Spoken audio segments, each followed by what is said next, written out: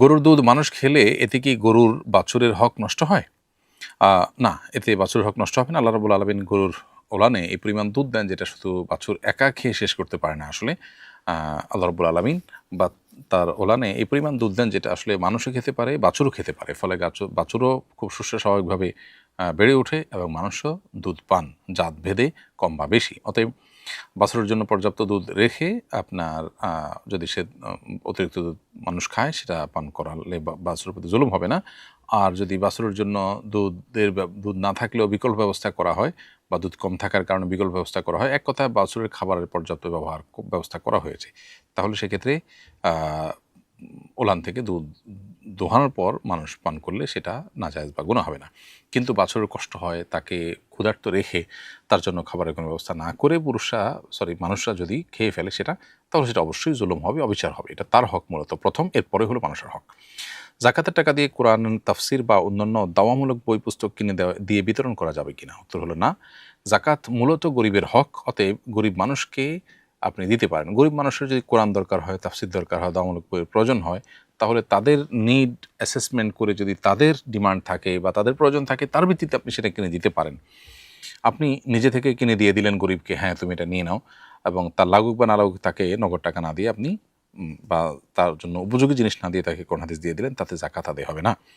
মাসিক অবস্থায় দরুদ ইস্তেগফার পড়া যাবে কিনা? মাসিক অবস্থায় শুধু ৫ ওয়াক্ত নামাজ ছাড়াও যে কোনো নামাজ, রোজা এবং বাইতুল্লাহর তওয়াফ এবং কোরআনে কারিমে স্পর্শ করে তেলাওয়াত এগুলো করা যাবে না। এর বাইরে যে কোনো কাজ করা যাবে। বিদায় দুরুদ পড়া যাবে, ইস্তেগফার করা যাবে, দোয়া করা যাবে, আল্লাহর জিকির করা যাবে, তাসবিহ পড়া যাবে। এই কাজগুলো মাসিক অবস্থায় এবং কি নেফাস অবস্থায় অর্থাৎ প্রসব পরবর্তী ব্লিডিং চলাকালীন সময় মেয়েরা করতে পারবেন। বেশি বেশি দুরুদ ইস্তেগফার পড়বেন। অনেক মেয়েরা এই সময় গাফেল হয়ে থাকেন, কিছুই করেন না। তিনি আল্লাহর কাছে দোয়া করতে পারেন লম্বা লম্বা সময় বসে বসে। সেই কাজগুলো তিনি অবশ্যই করতে পারেন। শাশুড়িকে জাকাত দিতে পারবো কিনা? হ্যাঁ, শাশুড়িকে জাকাত দিতে পারবেন যদি তিনি জাকাতের হকদার হন। জাকাত পাওয়ার মতো গরিব অভাবী হলে তাকে জাকাত দিলে জাকাত আদায় হয়ে যাবে। ফুফা এবং খালু কি মাহরাম? না, ফুফা এবং খালু তারা মাহরাম নন। অতএব ফুফা এবং খালুর সাথে মেয়েরা পর্দা করে চলতে হবে। ছেলেদের জন্য ফুফু মাহরাম, কিন্তু মেয়েদের জন্য ফুফা মাহরাম নন। কারণ ফুফা যিনি হন তিনি মেয়েদের সাথে তাদের ব্লাডের কোনো কানেকশন নেই, ফলে তিনি মাহরাম নন। খালু একই, তার সাথে ব্লাডের কোনো কানেকশন নেই। ছেলেদের জন্য অবশ্য খালা মাহরাম, কারণ খালার সাথে মায়ের সাথে কানেকশন আছে ব্লাডের, এবং ফুফু মাহরাম কারণ ফুফুর সাথে বাবার মাধ্যমে তাদের ব্লাডের কানেকশন আছে।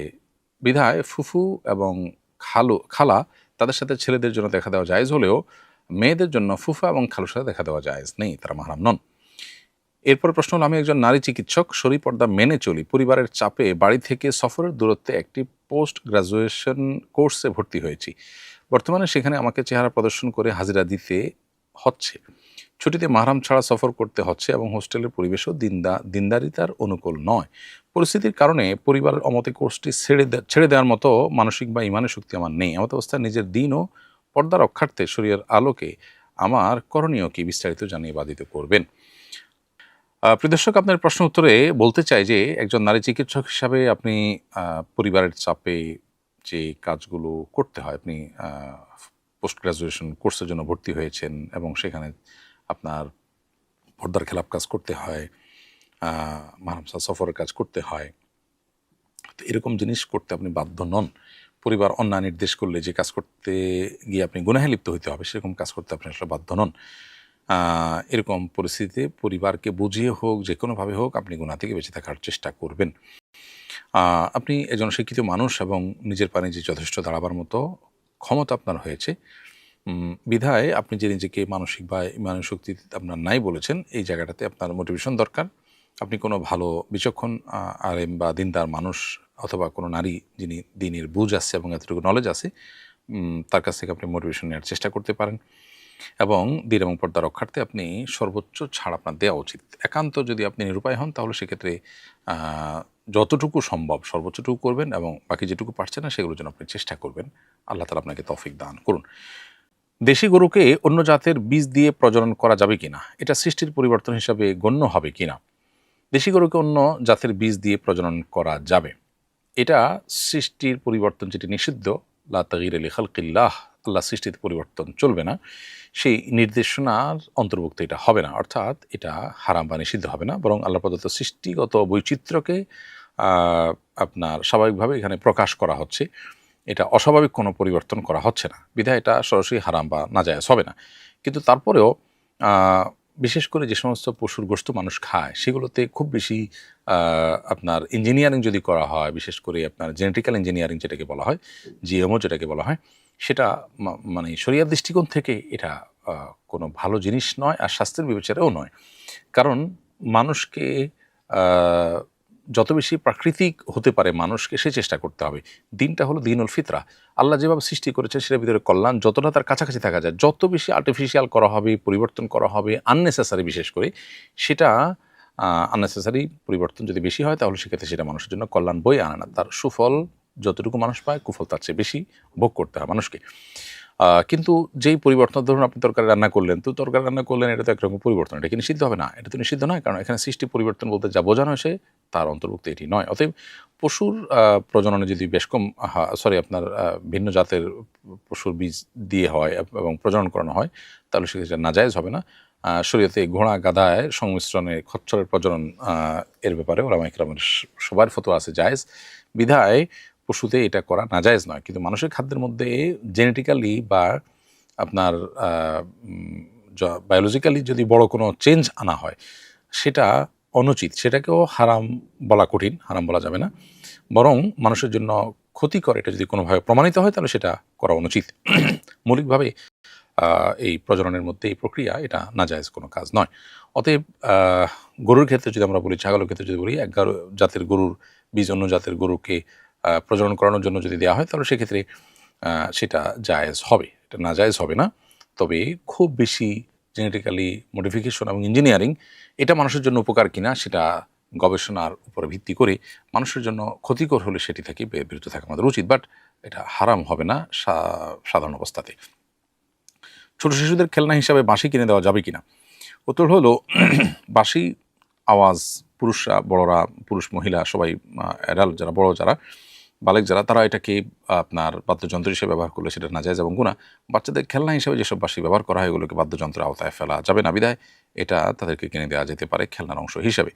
নাবালেক শিশুদের নিয়ে প্রাপ্তবয়স্ক কেউ জামাতে নামাজ পড়লে কি নামাজ হবে? উত্তর হলো বুঝমান হলে তাদের নিয়ে জামাত করা যাবে। তারা যদি বুঝে, অর্থাৎ ভালো মন্দ, অজু গায়রে অজু, নামাজ গায়রে নামাজ, এতটুকু বুঝে, যেটা আজকাল 6-7 বছরের বয়সের বাচ্চাদের মধ্যে হয়ে যায়, তাদের দিনই নামাজ পড়লে নামাজ হয়ে যাবে। 6-7 বছরের বাচ্চার মধ্যে সাধারণত এতটুকু ম্যাচুরিটি চলে আসে। এদের নিয়ে নামাজ জামাত করলে জামাতের সওয়াব আপনি পাবেন ইনশাআল্লাহ। ধরুন 2 বছর 2.5 বছরের বাচ্চা, তার নামাজ কি গায়রে নামাজ কি সে সেন্স নাই, তাকে নিয়ে নামাজ পড়লে জামাতের সওয়াব পাবেন না। আমরা কয়েকজন বন্ধু একটি ভবনের 6 তলায় থাকি।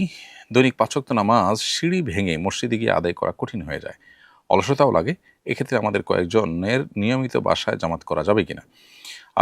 যদি মসজিদ অনেক দূরে হয় এবং আপনার অনেক উপরে থাকেন, সিঁড়ি দিয়ে আসা যাওয়া কঠিন হয়, তাহলে সেক্ষেত্রে আপনারা নিজেরা জামাতের কোনো ব্যবস্থা বিল্ডিংয়ে করতে পারেন। তবে 6 তলা থেকে উঠানামা করা এটা সাধারণ অবস্থাতে খুব বেশি মানুষের কষ্টের কথা হওয়ার কথা নয়। এতটুকু সিঁড়ি ভাঙা এবং মানুষের স্বাস্থ্যের জন্য ভালো। একান্ত ওজর আছে, মাজরি আছে, এটা ভিন্ন কথা। কিন্তু অলসতার কারণে যেটি আপনি লিখেছেন সেরকম যদি হয়, একটু কষ্ট হয়, এটুকুর ভিত্তিতে আপনি বিল্ডিংয়ের মধ্যে জামাতে নামাজ পড়বেন না, বরং মসজিদে গিয়ে জামাতের সালাত আদায় করবেন। এটা আপনাকে মাথায় রাখতে হবে যে আহামরি কষ্ট হয় তাহলে সেক্ষেত্রে এটি জায়েজ আছে। ফসলের জাকাত বছরে কি একবার দিলেই হয়, নাকি যতবার ফসল উৎপাদন হবে ততবারই দিতে হবে? উত্তর হলো ফসল যতবার উৎপাদন হবে ততবারই ফসলের জাকাত দিতে হবে। বছরে একবার দেওয়ার জাকাতের এই বিধানটি মূলত নগদ অর্থ, স্বর্ণ, রূপা, ব্যবসার সম্পদ এগুলোর জন্য প্রযোজ্য। ফসলের জাকাতের ক্ষেত্রে এটি প্রযোজ্য নয়, বরং সেগুলো যতবার ফসল হবে ততবারই দিতে হবে। যদি নেশাব পরিমাণ হয় 25 মণ, নেশাব অনেকের মতে 16 মণ, তো 25 মণ স্ট্যান্ডার্ড নেশাব, এই পরিমাণ যদি সম্পদ হয় এবং সেটা জাকাতযোগ্য হয়, সব ফসলের উপর জাকাত আসে না, যেমন ফল, আপনার সবজি, এগুলোর উপর জাকাত আসে না। ধরুন ধান হয়েছে, তার জাকাত আসবে। যখন এই পরিমাণ হবে তখন সেটা জাকাত দিতে হবে। এটা আজকাল সাধারণত নিজে পানি সেঞ্চন করেই দিতে হয়, অতএব 20 ভাগের 1 ভাগ জাকাত আপনাকে দিতে হবে।